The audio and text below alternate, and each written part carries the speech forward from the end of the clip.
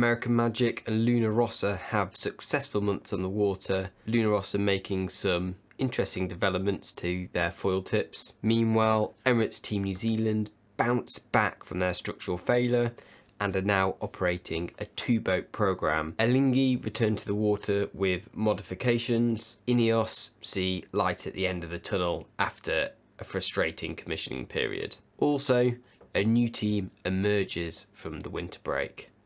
This is the December Recon Report.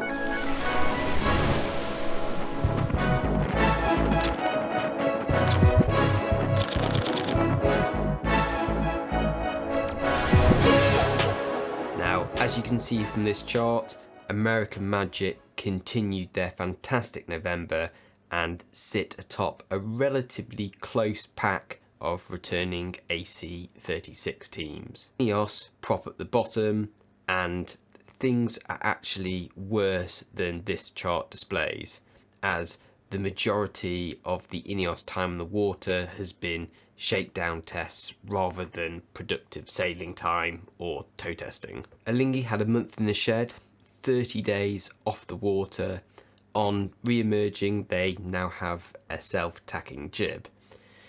It was, for me, a bit of an underwhelming update. I was expecting to see cyclars as well, and they only had 1 day at the key though, so perhaps there are more updates lurking under the surface. American Magic had another great month, leading the way in both time on the water and manoeuvres for December. There's not been a whole heap of new tech being rolled out, but their man hours tally is swelling and their foiling manoeuvre percentage is on the rise. Of particular note, Tom Slingsby, after joining up with the team slightly late, put in the most hours in December. Moving on to Emirates Team New Zealand, there's not many organisations who can suffer a broken nose and come back looking prettier after the surgery, but that is really the story of the month for Emirates Team New Zealand. That, a land speed sailing record, and it's been a rosy month. The complete rebuild of the bow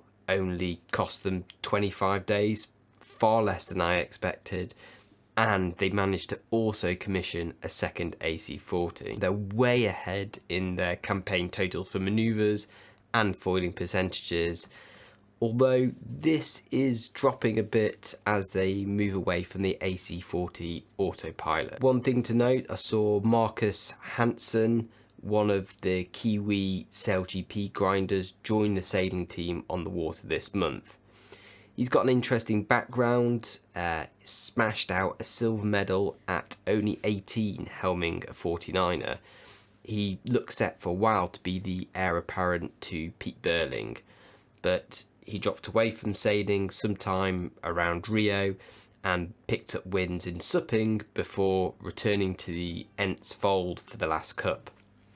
Now, whilst other teams are adding rowers, this guy has the credentials to put power down but also contribute to the technical sailing tasks that having hands-free cyclors allows. I think for me it's going to be interesting to see how these power departments develop. Many see the move to cyclers away from grinders as a move away from kind of traditional sailors. The irony though, I think, is that cycling allows the power department to re-engage with the sailing, do more with their hands, be more involved with the whereabouts of the boat on the water and the trim of the sails. Rossa had their best month yet, now fully recovered from their mast drop. They had some notable additions to the sailing squad as well. Coach Hamish Wilcox, famous for guiding Burling and Tuke, joined the squad aboard, and Olympic medalist rowers Rossetti and Battisti were also aboard. There are no cyclor systems on board their LEQ-12, so the presence of these people indicates that they're being trained up to perform some more pure sailing roles in addition to power production. Now, Rossa's foiling manoeuvre rate is still low, a quarter to a third of Emirates Team New Zealand and Magic. Richard Gladwell touched on this in one of his articles, and essentially what it is, the scaling down of the LEQ-12s leaves low on displacement and high on weight, which can produce some significant challenges in takeoff and manoeuvres compared to the purpose-built for size AC40 or the full-size legacy AC75s. But there's actually a whole heap going on here and some really interesting comparisons in how they've scaled the boats, especially to INEOS, and that's something for its own video. Point here though, this boat is for testing concepts at scale, and one area where Rossa undoubtedly outstripping the competition is in foil wing revisions. They're on Rev D and F of their wings. Now, these revisions are within the 20% change before a new foil is counted from their LEQ12 allocation, so they're just revisions. Some of the changes are subtle, but one clear revision is the removal of the pre-tip end plate for the flap and the extension of the flap join around the wingtip, and this has been done on the inboard end of the port T-foil. Interestingly, they've only made this change on the inboard end because ultimately the AC75s have to be symmetric. And it looks like they're kind of trying to recreate the curved flaps that ran round the tips of Emirates Team New Zealand's final set of foils for AC36. What is stranger too is that despite the change to what appears to be the flap and wing, only the wings have progressed in revisions on the declaration card. That suggests that Rossa aren't counting this tip area as part of the flap, despite what looks like a joint.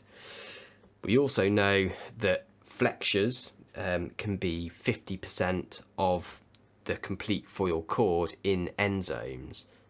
So I presume that these flaps, which extend around the curved tips, are in fact foil flexures and being declared as part of the wing. INEOS had another difficult month. They finally got sailing, but that was the last on the water day.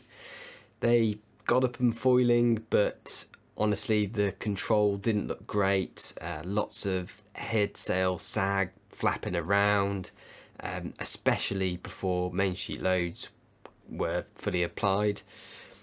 Now, there is some really interesting tech on display, and clearly having the systems out in the open, they're quick to access and modify. Ultimately though, there's no point having super high tech censored up boat if you can't actually fly it and collect the data you need. So a bit of a catch-22 there.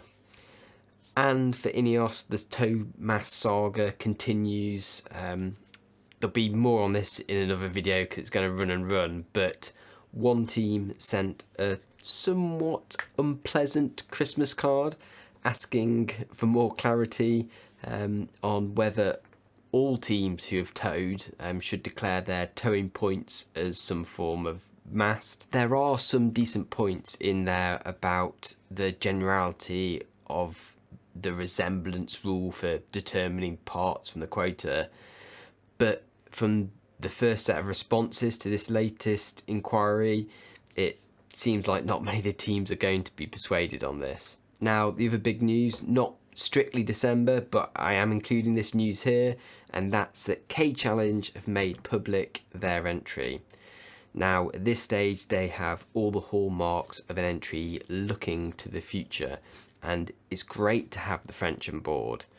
It will also be some validation to the cost-saving measures that a team feels they can jump in later and pick up an AC40, maybe a first generation 75, and get enough exposure and experience to build on. So I just couldn't imagine that ever happening in the previous Cup. On the other hand, they won't get hold of an AC40 for some time. I've not seen any big sponsors announced. Presumably that's coming in the next month. Whilst they may not be a favourite for the actual Cup, I still think this could be a really interesting challenge to follow, just to see what is achievable based on maybe an LEQ12. There's rumours of them getting T-Kahoo, an AC40, and coming in late with a souped up AC75. How they'll approach that, how they prioritise the different boats, that'll be interesting to see. The backers of it, Stephen Candler and Bruno Dubois, they, well, Stephen Candler was from K Challenge of old, Aviva, and Bruno Dubois, he's involved, well, North Sales guy, but also with the French Sail GP, and I think Stefan Candler is as well. So, yeah, they've got some pedigree in putting together top teams, maybe some crossover in the sailing personnel as well with France Sail GP. But I guess the big question is sponsors. That's it for December and the happenings therein. Looking forward, I think the next few months are going to be really interesting. I'm expecting an acceleration in time on the water. This is really the data acquisition phase to lay the foundation for the AC75 sign-offs for those hulls. If you've got this far on the channel, then you're probably enjoying it, so please subscribe for more, and I'll catch you in the future. Have a good new year.